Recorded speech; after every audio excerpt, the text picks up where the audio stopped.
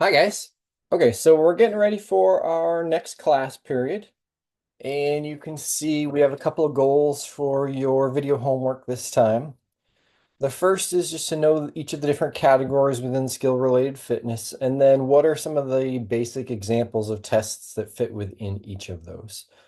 Our next class period is actually not in the classroom. We are going to be out on the football field, and you are going to be responsible for running some tests. So, make sure that you are doing your work to look up what test you're going to run, that you know all of the information about it and how to do it effectively, because what we are practicing next class is you showing me that you are learning how to run an effective test that can get reliable and repeatable and valid information so that you can make good decisions in the future based off of the testing that you're doing.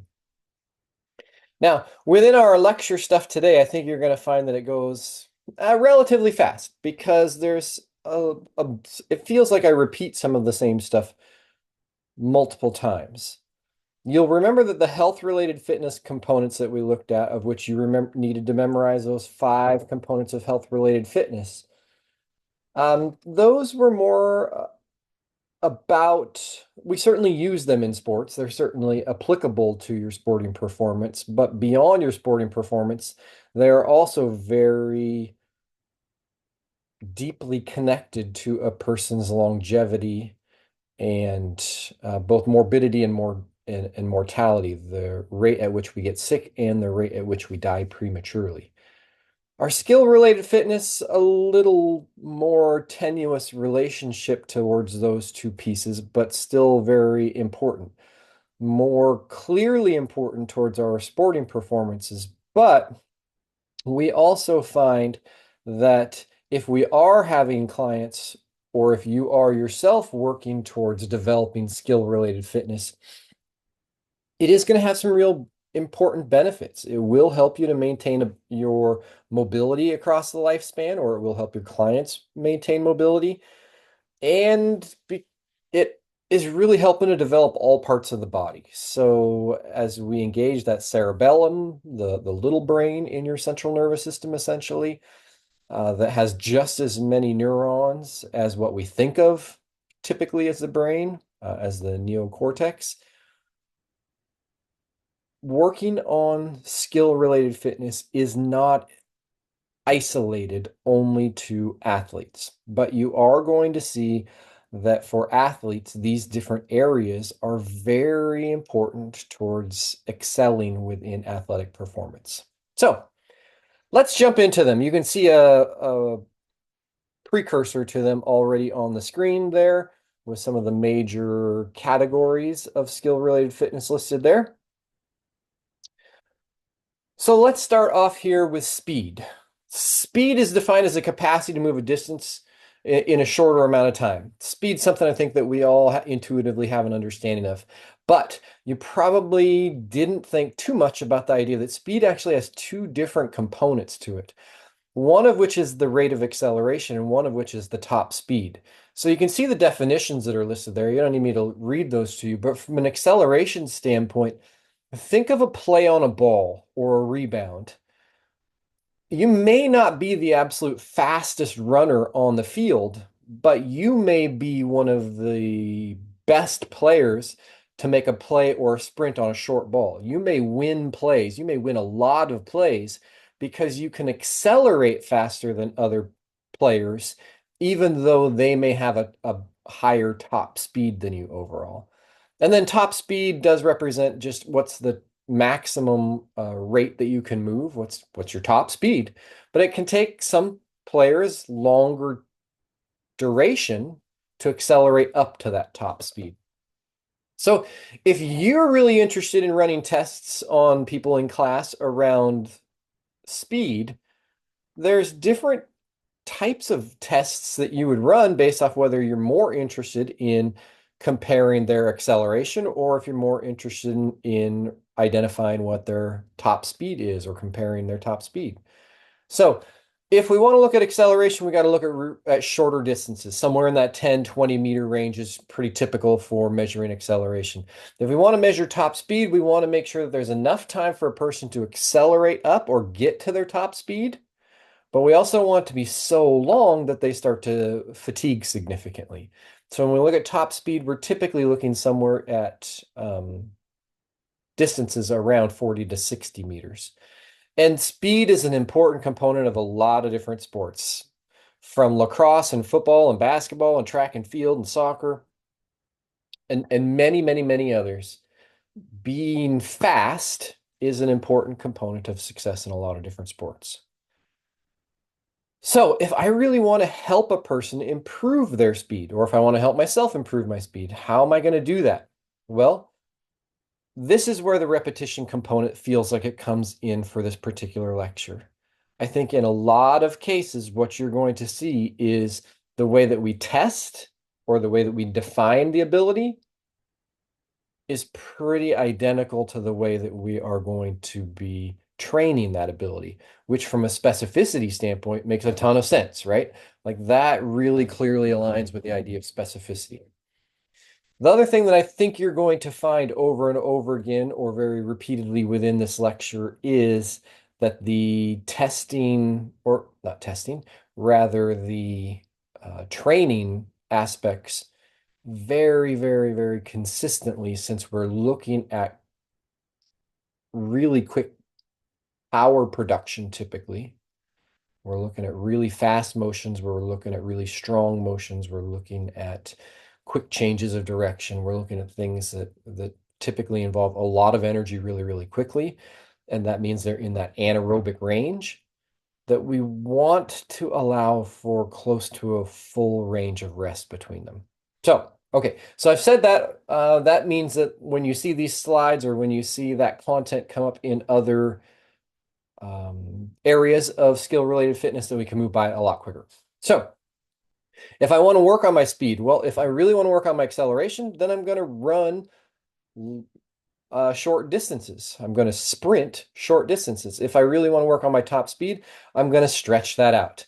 But between every rep, I want to get nearly full rest. I want to get as close to full rest as I can so that I am really stressing that anaerobic system. I can't train speed every single day because of the nature and the level of intensity of that type of training. I just can't do it every single day. And it's really helpful to sort of pair activities that are working on speed with other very quick motion activities as well, and multi-joint activities as well, to increase the overall training effect. So let's move on to agility. Agility is identified as just the ability to change direction in a really short amount of time. So we have a couple of different kinds of tests that we can do for that. The T-test, the Pro Agility test, the Illinois Agility Run test. There's a bunch of different versions. You're seeing a couple of them here. You're probably, I don't know this for sure, but I think you may likely be most familiar with the T-test, which you're seeing a demonstration of here. You're setting out cones 10 meters apart from each other. You're setting up a gate of cones here. 10 meters apart from that is the first cone. Then 5 meters to either side, directly lateral of that, are additional cones. The individual is going to sprint to that first cone, side shuffle, touch the cone, side shuffle all the way to the other cone, touch the cone, side shuffle back to the middle, and then sprint back between the gate. So those are those different places. Agility is important in so many different sports. It's not valuable probably to continue to read all the different sports that I just initially thought of as being included. But I think you can recognize agility is super important in so many sports. We want to be able to change direction. We want to be able to adjust, whether it's from an offensive standpoint or a defensive standpoint. We want to be able to adjust as quickly as we can.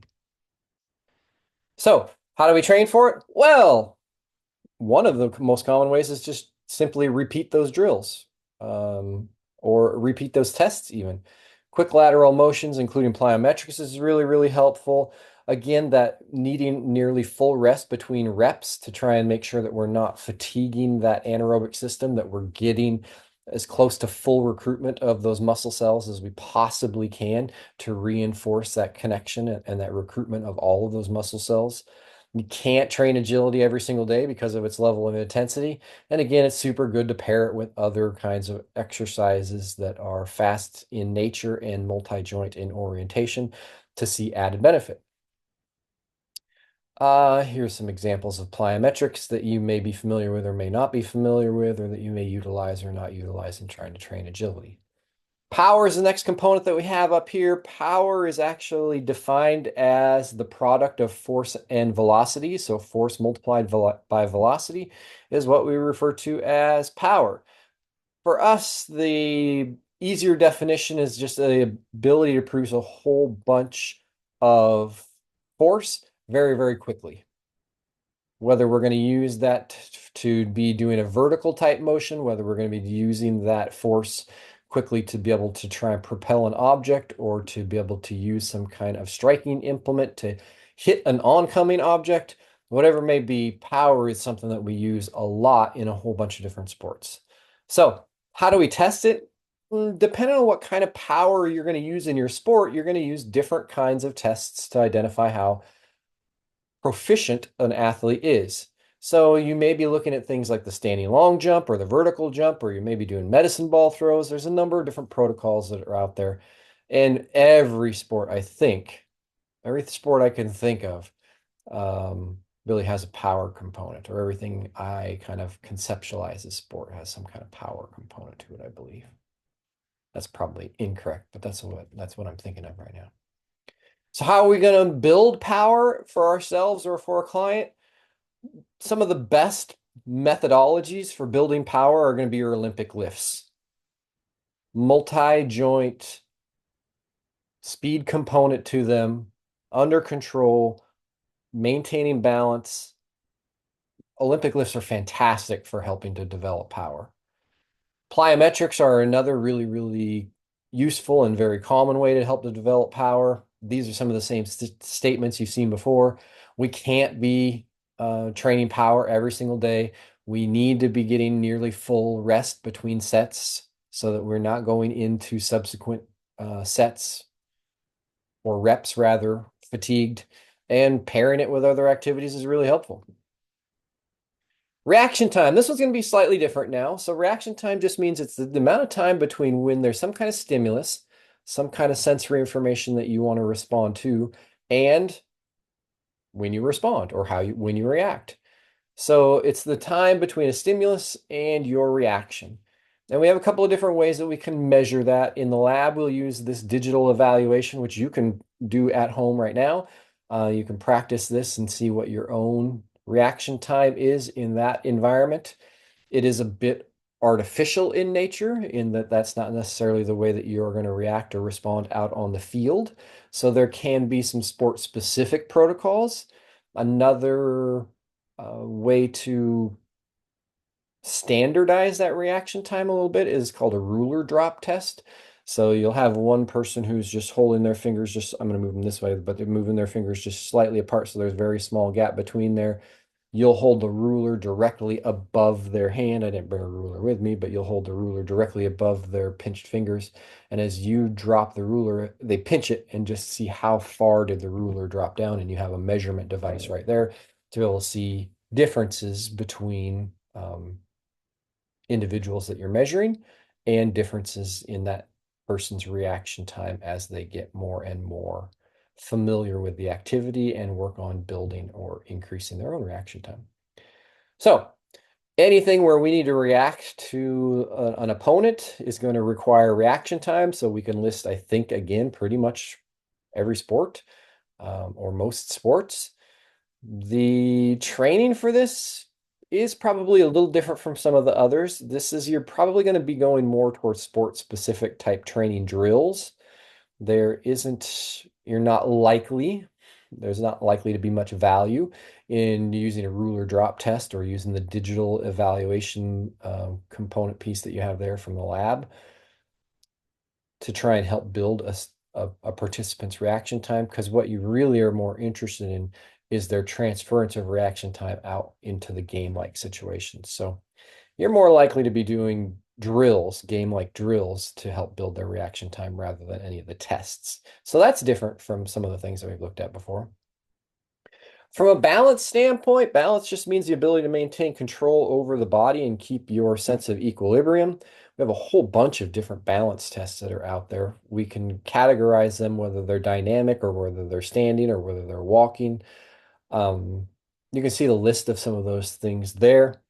Some of the standing ones that might sound familiar to you, or I bet you can guess sort of what it looks like. The flamingo test, there's a standing balance test. The walking, from a walking category, we can use balance beams. We can, you've seen at least probably on sitcoms or movies, the field sobriety test that measures a person's balance. From a dynamic standpoint, you can see the illustration of the lady in here doing the Y balance test. So you can see that she's maintaining her equilibrium over one foot and then with the opposite foot reaching behind her and in the opposite direction to push back that little block. And we can measure back how far she can push that block while maintaining balance to bring herself to a standing and stable position and then go the opposite direction with the other foot. And then we can have a participant reach out in front of them with either foot one at a time to see what their state of balance is. Balance comes into play more dominantly in some sports than others. Your balance is important in every sport, but there's certainly surfing and skating and gymnastics and wrestling and some of the combat sports. Balance are going to be really important to be successful in those spaces. Coordination just refers to the integration of your brain and your musculoskeletal system to produce graceful and fluid and correct motions. So you know that we need to be coordinated in life, but there are certain sports where the complexity of the motion lends itself towards coordination having a higher value than in some other sports. So you can see a list of different sports where I thought coordination felt like it was pretty central to that sport. Certainly not an exhaustive list of those kinds of things. So here's what you're responsible for doing. You need to pick any one of these different categories: speed, agility, power, reaction time, balance, or coordination. And you need to fill out the form to tell me everything you can about a test, one single test for any one of those different areas of skill-related fitness. Then next class, you are going to come to class prepared to administer that test to multiple other students in class.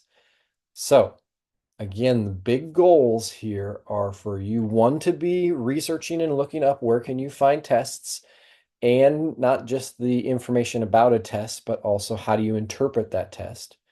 Second, I really want you practicing giving instructions and making sure that the test that you are giving gives you back information that's reliable and repeatable and valid to what you say you are trying to accomplish. And then that once you have that test information, you can use that information to evaluate or compare different performances or different people. Maybe it's a pre-test and a post-test, or maybe it's three people that are competing for one position, whatever it may be. And then you can also use that information to actually program or recommend how a person can continue to improve that area of fitness for themselves. So that is what we are working on next class. And I hope you have a great day. If you run into any questions, I hope you'll let me know, and I will see you later.